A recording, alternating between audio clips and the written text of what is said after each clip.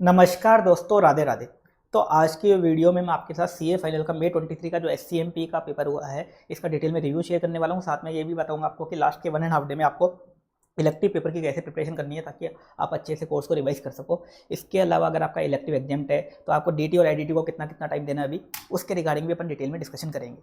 इसके अलावा जो डीटी की मैराथन होने वाली है उसके बारे में भी मैं आपको डिटेल बताने वाला हूँ। सबसे पहले अपन बात करें एससीएमपी के पेपर की। तो एससीएमपी का इस बार का पेपर एवरेज पेपर था, लेकिन काफ़ी ज़्यादा लेंथी पेपर था। अगर आपने 80-85 मार्क्स का भी अटेम्प्ट किया है, काफ़ी अच्छी बात है, क्योंकि पेपर जो था ये 3.5 से 4 घंटे का करने लायक पेपर था। इतना लेंथी पेपर था, क्योंकि क्या हुआ इस पेपर में, जो क्वेश्चन पहले पूछे थे 2-3 क्वेश्चन ऐसे थे जो पास्ट में आ चुके एग्जाम में। पहले जब 20 मार्क्स के पूछे थे, इस बार उसी क्वेश्चन को इंस्टीट्यूट ने 12 मार्क्स का पूछ लिया, एक टारगेट कोस्टिंग के क्वेश्चन को। तो ऐसे ही एक और क्वेश्चन था जिसको पहले ज़्यादा मार्क्स का पूछा था, इस बार कम मार्क्स का पूछ लिया। तो पेपर वैसे तो एवरेज था, क्वेश्चन आप मैनेज कर सकते थे, लेकिन लेंथी काफ़ी ज़्यादा था। काफ़ी लोगों का पेपर छोटा होगा। और इस बार क्या है, प्रैक्टिकल पार्ट ज़्यादा आया, थियरी थोड़ी कम आई, प्रैक्टिकल पार्ट ज़्यादा आया। थियरी ज़्यादा आती है तो पेपर अटेम्प्ट करने में थोड़ा सा टाइम कम लगता है, तो थियरी इस बार थोड़ी कम आई, प्रैक्टिकल ज़्यादा आया। प्रैक्टिकल इस बार 67 मार्क्स का आया, थियरी 58 मार्क्स की। और जो प्रैक्टिकल पोर्शन की थियरी लिखनी पड़ती है रिकमेंडेशन वाली, वो इंक्लूड करके 58 है। ये जो प्रैक्टिकल पोर्शन की रिकमेंडेशन वाली थियरी होती है ना, वो इंक्लूड करके ओनली 58 मार्क्स की इस बार थियरी आई। नहीं तो थियरी 80-80 मार्क्स तक आ जाती है। और प्रैक्टिकल था 67 मार्क्स का, जिसमें कैलकुलेशन करनी थी। 67 मार्क्स ऐसे थे जिसमें आपको कैलकुलेशन वगैरह करनी थी। तो इस तरह से ये पेपर था। कैटेगरी वाइज देखा जाए, कैटेगरी ए से 78 मार्क्स का पूछा गया, कैटेगरी बी से 47 मार्क्स का पूछा गया। एक बात और बता दूं, इस बार ऐसा नहीं था पूरा का पूरा पेपर ही क्वेश्चन बैंक से कॉपी पेस्ट था, ऐसा नहीं था। काफ़ी सारे क्वेश्चन हाँ सेम थे बिल्कुल, कुछ क्वेश्चन सिमिलर भी थे, कुछ क्वेश्चन न्यू भी फ्रेम हुए थे। तो मिक्स पेपर था। जैसे नवंबर 22 का तो पूरा का पूरा पेपर ही क्वेश्चन बैंक से आ गया था। बस नवंबर 22 में क्या हुआ था, बजटरी कंट्रोल स्टैंडर्ड पोस्टिंग से पेपर ज़्यादा आ गया था। इस बार ऐसा नहीं है। इस बार क्वेश्चंस कुछ बिल्कुल सेम आए भी हैं, कुछ सिमिलर भी आए हैं, कुछ न्यू भी फ्रेम हुए हैं। तो लेकिन वो जो न्यू क्वेश्चन फ्रेम हुआ है उसमें दिक्कत वाली बात ऐसी नहीं थी। अगर आपने नोट्स अच्छे से कर रखे हैं, आप आराम से पेपर मैनेज कर सकते थे।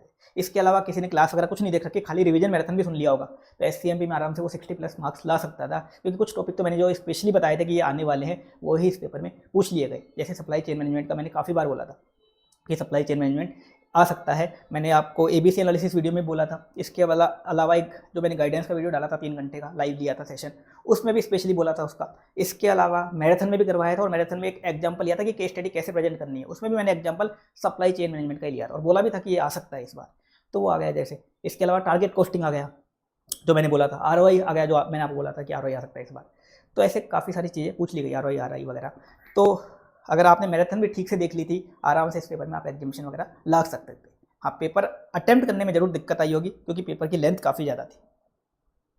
जैसे ओल्ड कोर्स का कोस्टिंग का पेपर आता था, सेम उसी लेंथ का ये पेपर था, जो 4-4 घंटे में सोल्व हो पाता था, वैसा ही पेपर था ये। अब देख लेते हैं क्वेश्चन कहाँ कहाँ से पूछे गए, कैसे कैसे क्वेश्चन पूछे गए। पहला क्वेश्चन सप्लाई चेन मैनेजमेंट का था। जिसने भी सप्लाई चेन मैनेजमेंट मेरे नोट से पढ़ रखा है या स्टडी मेट से पढ़ रखा है, आराम से इस क्वेश्चन को अटेम्प्ट कर सकता था। ज़्यादातर क्वेश्चन तो नोट्स के आपको पूरी थियरी लिखनी थी, एक आध पार्ट में आपको केस स्टडी से लाइन पढ़ के नीचे लिखवानी थी, नीचे चिपकानी थी। तो ये क्वेश्चन था। इसमें स्टार्टिंग में प्रोसेस पूछा था सप्लाई चेन मैनेजमेंट का, फिर जो सप्लाई चेन मैनेजमेंट का बिजनेस मॉडल है उसके प्रोसेसेस पूछे थे। इसके अलावा सप्लाई चेन मैनेजमेंट के टाइप्स ऑफ सप्लाई चेन पूछे थे। मतलब सब चीज़ें जो नोट्स में लिखी हुई, सब चीज़ें आपको इसमें लिखनी थी। 20 मार्क्स का ये क्वेश्चन था। एक आध पॉइंट आपका केस स्टडी से लिंक भी था, केस स्टडी को पढ़ के भी आपको आंसर देना था क्वेश्चन में। तो आराम से ये क्वेश्चन आप मैनेज कर सकते थे। अगर आपने नोट्स पढ़ रखे थे और रिविजन सुन रखा था, तो आराम से ये कर सकते थे। पहला क्वेश्चन बिल्कुल सेम क्वेश्चन नहीं था, ऐसा नहीं है। हाँ, सिमिलर टाइप के क्वेश्चन आपको सप्लाई चेन मैनेजमेंट के क्वेश्चन बैंक में मिल जाएंगे, सिमिलर टाइप के, जो अलग टाइप की केस स्टडी है। हाँ, सप्लाई चेन मैनेजमेंट की है, लेकिन अलग टाइप की है, थोड़ी सी अलग डाटा है उसमें। तो नोट्स पढ़ रखे थे तो आप आराम से कर सकते थे इस क्वेश्चन को। खाली आपको नोट्स पे फोकस करना था, अगर आपने नोट्स अच्छे से पढ़ रखे थे, नोट्स याद कर रखे थे तो। अब आते हैं अपन क्वेश्चन 2 का जो ए पार्ट है। 2 का ए पार्ट पास्ट एग्जाम में भी आया हुआ है ये क्वेश्चन।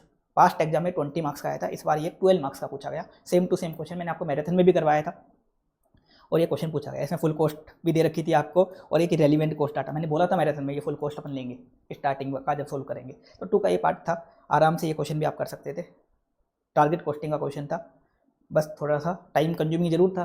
पहले 20 मार्क्स, इस बार 12 मार्क्स नहीं पूछ लिए इसको, तो इस कारण पेपर थोड़ा लेंथी जरूर था। 2 का जो बी पार्ट है, ये नया क्वेश्चन फ्रेम हुआ था, पर ये एक तरीके से एक्टिविटी बेस्ड कोस्टिंग का थोड़ा सा इसमें यूज़ था। एक्टिविटी बेस्ड कोस्टिंग यूज़ करके आप इस क्वेश्चन को आराम से कर सकते थे, और ये क्वेश्चन भी मैनेज किया जा सकता था। कॉस्ट वगैरह निकालनी थी, आराम से ये क्वेश्चन भी किया जा सकता था। एक्टिविटी बेस्ड कोस्टिंग को यूज़ करके आपको ये क्वेश्चन करना था। अगर आपको थोड़ा बहुत भी नोट्स पढ़ रखे हैं या आपने मैराथन सुना था, तो आराम से ये क्वेश्चन भी आप मैनेज कर सकते थे। कॉस्ट ड्राइवर वगैरह के बेस पे क्वेश्चन आपको सोल्व करना था।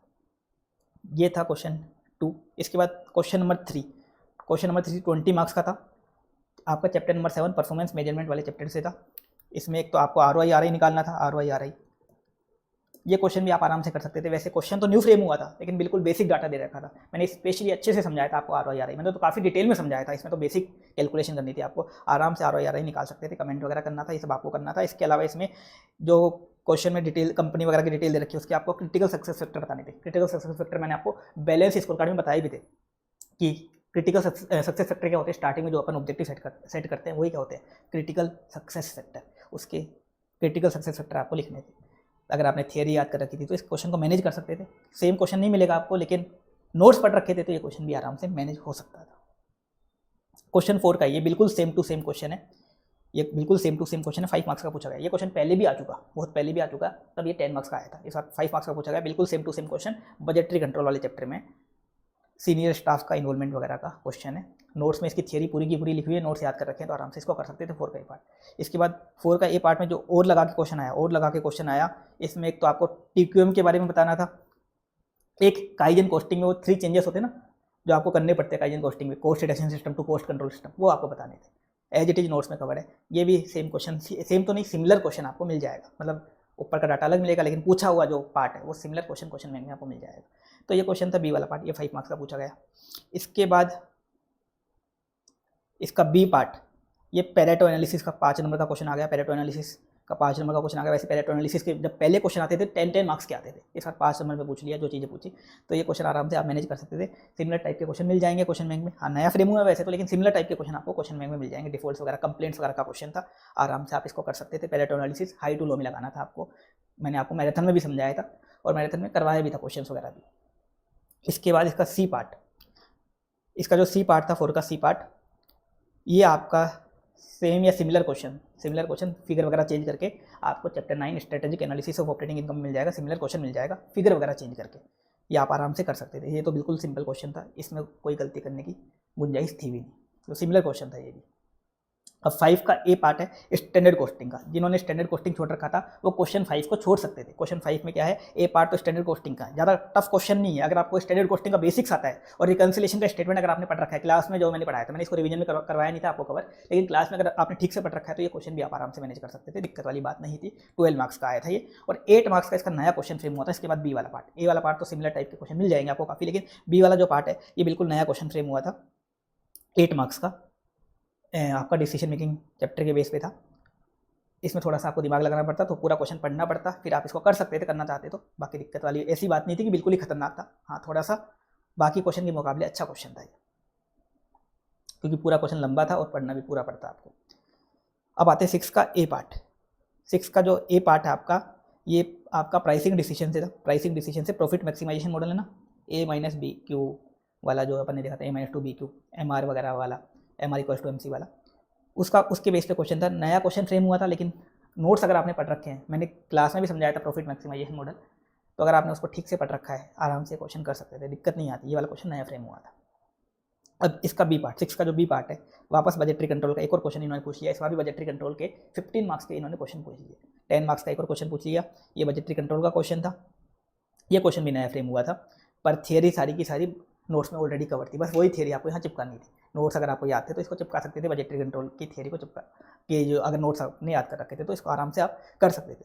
तो ये पेपर था, आपने देख लिया पेपर। क्वेश्चन सेम भी थे बिल्कुल, फिगर चेंज करके, कुछ सिमिलर क्वेश्चन भी थे, सेम तो नहीं बिल्कुल, कुछ पॉइंट चेंज कर दिए, सिमिलर टाइप के क्वेश्चन भी थे, और कुछ बिल्कुल नए क्वेश्चन भी थे। तो हर तरह के क्वेश्चन थे पेपर में, लेकिन जो नए क्वेश्चन थे या जिसमें कुछ 1-2 पॉइंट चेंज कर दिए या 1-2 एडजस्टमेंट अलग कर दिए, वो क्वेश्चन भी आराम से मैनेज किए जा सकते थे। नए क्वेश्चन भी आराम से मैनेज किए जा सकते थे, बस अगर आपने नोट्स पढ़ रखे थे, नोट्स और रिवीजन वीडियो भी कर रखा था, तो आराम से इस पेपर को मैनेज कर सकते थे। और मैराथन जिन्होंने देखी उनको तो काफ़ी फायदा हो गया होगा, काफ़ी सारी चीज़ें, और जो काफ़ी स्पेशल एडजस्टमेंट थे वो सारे मैंने आपको क्लास में करवा दिए थे। इस बार मैंने जो मैराथन में क्वेश्चन करवाया उसका काफ़ी लोगों को फायदा हुआ। क्वेश्चन करवाने से क्या है, जो गलतियाँ होती हैं ना काफ़ी जगह, वो काफ़ी लोगों की इस बार नहीं होंगी, मेन एग्जाम में नहीं हुई होंगी, क्योंकि मैंने वहाँ गलतियों को बता दिया था कि यहाँ गलती हो सकती है, यहाँ गलती हो सकती है। तो 2-3 क्वेश्चन जो बिल्कुल सेम आ गए, उनमें तो बिल्कुल गलतियाँ नहीं होंगी आपकी, अगर आपने उसको ठीक से सुना होगा तो ये था SCMP का रिव्यू। अब अपन बात कर लेते हैं इलेक्टिव की। देखो जिनका इलेक्टिव है, परसों जिनका इलेक्टिव का एग्जाम है, उनको इलेक्टिव पढ़ना पड़ेगा, या तो आज से पढ़ेंगे या कल से पढ़ेंगे इलेक्टिव। कुछ लोग आज से स्टार्ट कर देंगे, कुछ लोग कल से करेंगे, जैसा आपकी इच्छा है वैसे आप कर सकते हो, जितना आपको पता है कि कितना आपका कोर्स है। कुछ लोगों ने पहले बिल्कुल ही नहीं पढ़ रखा तो वो तो आज से ही पढ़ लेना स्टार्ट, आज से ही पढ़ लेना। कुछ लोग ऐसा करते हैं कि इलेक्टिव पहले बिल्कुल नहीं पढ़ के रखते, फिर सोचते हैं एग्जाम से पहले पढ़ लेंगे और एग्जामिशन ले आएंगे। वो तो आज से पढ़ना स्टार्ट कर देना, वो कल मत करना, ऐसा नहीं करना। आज से थोड़ा बहुत पढ़ना स्टार्ट कर देना इलेक्टिव को। ऐसा नहीं कि आज चलो डीटी पढ़ लिया, आईटीटी पढ़ लिया। अब कैसे पढ़ोगे इलेक्टिव को? देखो रिसोर्सेस क्या लेके जाने आपको। एक तो स्टडीमेट जरूर ले जाना, एक आईसीए का डाइजेस्ट जरूर ले जाना, एक अगर आपके पास कोई सब्जेक्ट कोई टीचर के नोट्स है जो आप फॉलो करते हो वो ले जाना, कोई इंडेक्स आपने बना रखा है वो इंडेक्स ले जाना। पास्ट पेपर और एमटीपी में क्या है, कुछ क्वेश्चंस ऐसे हैं जो डाइजेस्ट में नहीं है। पास्ट पेपर्स और एमटीपी में है लेकिन डाइजेस्ट में इंस्टीट्यूट ने नहीं डाल रखे। वो क्वेश्चन या तो आपने सेपरेटली निकाल रखे तो खाली वो क्वेश्चन ले जाना, नहीं निकाल रखे सेपरेटली तो फिर आपको पास्ट पेपर्स और एमटीपी में निकाल लेके जाने पड़ेंगे। आपने आइडेंटिफाई कर रखे कि हाँ ये क्वेश्चन न्यू है जो डाइजेस्ट में नहीं है। कभी कभी क्या होता है पास्ट पेपर्स और एमटीपी से भी क्वेश्चन आ जाते हैं, फिर आपको डाइजेस्ट में मिलेंगे नहीं, फिर आपको नया लगेगा पेपर। तो ये चीज़ें तो आपको ले जानी है एग्जाम में। इसके अलावा कुछ बोरे भर भर के कट्टे भर भर के चीज़ें नहीं ले जानी, इतना मोर देन सफिशिएंट है। हाँ इंटरनेशनल टेक्स्ट किसी के पास है तो डीटी के मेरे नोट्स ले जा सकता है, जो है रिटन नोट्स है जो मैंने फ्री डाल रखे हैं। किसी ने डीटी की कंसेप्ट बुक ले रखी है तो डीटी की कंसेप्ट बुक ले जा सकता है, क्योंकि उसमें इंटरनेशनल टेक्स्ट वाले पार्ट के नोट्स मिल जाएंगे आपको। उसमें सारे एडजस्टमेंट स्पेसिफिक एडजस्टमेंट मैंने डाल रखे हैं वो भी मिल जाएंगे ताकि आपकी कोई गलतियाँ ना हो। कभी कभी क्या होता है इंटरनेशनल टेक्स्ट वाले पार्ट में डीटी के रिगार्डिंग भी एक दो क्वेश्चन पूछ लेते हैं, डीटी के पार्ट के रिगार्डिंग एक दो क्वेश्चन टीडीएस वगैरह के कुछ भी पूछ लेते हैं वो, तो वो वहाँ आपके काम आ जाएंगे। तो डीटी के नोट्स, डीटी के कंसेप्ट बुक वगैरह ले जाना। आपको ऐसा नहीं कि आप क्या कि आपने की बी ले गए, ये सब ले जाने का कोई फ़ायदा नहीं है, इतना मोर देन सफिशिएंट है। वहाँ पेपर भी आपको अटेम्प्ट करना होता है, इतनी बुक टाइम नहीं होता कि आप सारी बुक खोल खोल के वहाँ देखते जाओ, ये मोर देन सफिशिएंट है। इसके अलावा आपको कुछ नहीं ले जाना। इकोनॉमिक लॉ में इंस्टीट्यूट ने शायद आईसीए के कुछ केस लॉ डाल रखे हैं इंस्टीट्यूट ने, वो केस लॉ वगैरह की बुक है तो वो भी ले जाना आप। ये मटेरियल आपको ले जाना है। पढ़ना क्या है, पढ़ना वही है आपको जो नोट्स आपने पढ़ रखे हैं वो नोट्स पढ़ लो मेन। तो कुछ डाइजेस्ट में अगर आपने कुछ क्वेश्चंस कुछ केस स्टडी मार्क कर रखी है तो वो देख लो। एग्जाम में पेपर कैसे अटेम्प्ट करना है पहले ढूंढना, कोई केस स्टडी बिल्कुल देखी हुई है ये क्या, ऐसे मिल जाएगी आपको। एक आध पेपर में नहीं मिलेगी, बाकी पेपर में मिल सकती है। जैसे आपको जीएफआरएस में मिल सकती है, जीएफआरएस का पेपर तो हमेशा ईजी आता है जैसे, और इकोनॉमिक लॉ में भी मिल सकती है, आरएम में भी मिल सकती है। अभी तो आरएम टफ आ रहा था 2-3 अटेम्प्ट से, हो सकता है इस बार मिल जाए कुछ ना कुछ। इंटरनेशनल टेक्स्ट में तो एक बार आया था कि पूरा पेपर रिपीट हुआ था, बाकी नहीं आया। और कुछ हो सकता है कि कुछ मिल जाए, तो पहले उसको आइडेंटिफाई कर लेना ऊपर ऊपर से देख के, कुछ देखा हुआ तो नहीं आया, सबसे पहले वही करना है आपको। उसके बाद आपको लगे कि कुछ आपने देख लिया, सबके सब नहीं है, सबके सब नहीं है, तो आप वो देखना कौन से कंसेप्ट आपके स्ट्रॉन्ग थे। जैसे इंटरनेशनल टेक्स्ट में आपका मान लो ट्रांसफर प्राइसिंग स्ट्रॉन्ग था तो ट्रांसफर प्राइसिंग वाली केस स्टडी ढूंढना, क्योंकि मेन अगर आप देखोगे जैसे इंटरनेशनल टैक्स की मैं बात करूँ तो 2 चैप्टर पे मेन फोकस होता है, एक तो ट्रांसफर प्राइसिंग पे और एक एनआर टैक्सेशन। तो जो भी आपके कंसेप्ट स्ट्रॉन्ग थे उनके रिगार्डिंग केस स्टडी ढूंढना। इकोनॉमिक लॉ का कोई चैप्टर आपने अच्छे से पढ़ रखा था तो उसके रिगार्डिंग कोई केस स्टडी है तो ढूंढना। आप बोलोगे मिक्स केस स्टडी आती है, हाँ मिक्स भी आती है, लेकिन कभी कभी क्या होता है कुछ स्पेसिफिक टॉपिक की केस स्टडी पूरी की पूरी भी आ जाती है, तो उस तरह से आप ढूंढना। इस तरह से भी आप ढूंढ सकते हो। या कुछ ऐसे केस स्टडी दिख रही है जो बिल्कुल सेम तो नहीं है लेकिन 2-3 पॉइंट सेम है, 2-3 पॉइंट आपको लग रहा है कि 2-3 क्वेश्चन जो पूछे गए हैं वो सेम है, पूरी सेम नहीं है, 2-3 क्वेश्चन सेम है, तो वो ढूंढ लेना। इलेक्टिव में जो एमसीक्यू होते हैं 40 मार्क्स के आते हैं, 40 मार्क्स का जो एमसीक्यू पार्ट आता है बहुत अच्छा आता है। इसमें गलती मत कर देना, कुछ लोग इस एमसीक्यू को जो वैसी कॉपी होती है डिस्क्रिप्टिव पार्ट वाली उसी में लिख देते हैं ABCD वगैरह करके, उसमें नहीं करना होता। इसकी भी आपको OMR फाइल करनी पड़ती है, इसमें भी OMR फाइल करनी पड़ती है, और इसके एमसीक्यू काफ़ी ईजी पूछे जाते हैं। कितना भी टफ पेपर आ जाए इसके एमसीक्यू आप मैनेज कर सकते हो। कभी कभी आरएम में जरूर टफ पूछे थे उन्होंने एमसीक्यू, लेकिन बाकी में आराम से आप इसको मैनेज कर सकते हो। अगर आपने एमसीक्यू को ठीक से देखा तो आराम से सारे के सारे आपको आपके नोट्स वगैरह में भी मिल जाएंगे, इतने आसान ये पूछते हैं। तो एमसीक्यू वगैरह आप चाहो तो पहले भी कर सकते हो, अगर आपको पूरा पेपर नया लग रहा है तो ऐसा भी आप करना चाहो तो कर सकते हो कि चलो पहले 4 केस स्टडी ढूंढ ली, उनके आपने एमसीक्यू वगैरह कर ली, वो आप अपने अकॉर्डिंग वहाँ पेपर कैसा आता है उसके बेस पे देखना। हाँ कोई केस स्टडी बिल्कुल सेम मिल गई आप तो बस उसको सबसे पहले करने बैठ जाना। तो इस तरह से आपको अटेम्प्ट करना है। एक केस स्टडी के लिए आपको 1 घंटा मिलेगा, उस अकॉर्डिंग आप टाइम मैनेज कर लेना। आपको अगर मान लो सारी केस स्टडी देखी हुई मिल गई, अब आप सारी कॉपी करोगे, कॉपी करने में क्या हो सकता है कि आप सारी लाइन टू लाइन कॉपी करोगे तो हो सकता है पेपर अटेम्प्ट ना हो, तो आप वहाँ थोड़ा दिमाग लगाना। जो फालतू लाइन लगे ना आपको कॉपी करते वक्त, कुछ फालतू लाइन लगेगी ये तो कचरा है तो मत लिखना। ये तो पूरा कॉपी पेस्ट देता है सजेस्टेड, तो जैसे आपको केस स्टडी में आंसर वगैरह दे रखा है, लेकिन मॉडल सोल्यूशन जब जाता है ना चेकर के पास, एग्जामिनर के पास, तो उसमें जो कीवर्ड्स होते हैं या की कंटेंट होता है उस पर बोल्ड हो जाता है, वो बोल्ड जाता है या तो या अंडरलाइन जाता है, वो काम का होता है। तो अगर केस स्टडी अगर आप कॉपी पेस्ट करने स्टार्ट कर दो, आपको लग रहा है टाइम की कमी है, स्पीड बढ़ानी है, तो सोचना कि कचरा क्या है, वो सीधा पता चल जाएगा आपको पढ़ के ही, तो कचरा आप मत लिखना। तो इस तरह से आप पेपर अटेम्प्ट कर सकते हो। ये रही इलेक्टिव की बात। अब आते हैं अपन डीटी के मैराथन की बात करते हैं। देखो डीटी की मैराथन वैसे तो परसों ही होने वाली थी, परसों मतलब जब आप इलेक्टिव वाला पेपर दे के आते उसी दिन मैं पूरी की पूरी मैराथन करवाता। लेकिन क्या है, इस बार क्वेश्चंस भी करवाने हैं मेरे को। जैसे मैंने SCMP में करवाए थे, क्वेश्चन से काफ़ी लोगों को हेल्प हो जाती है।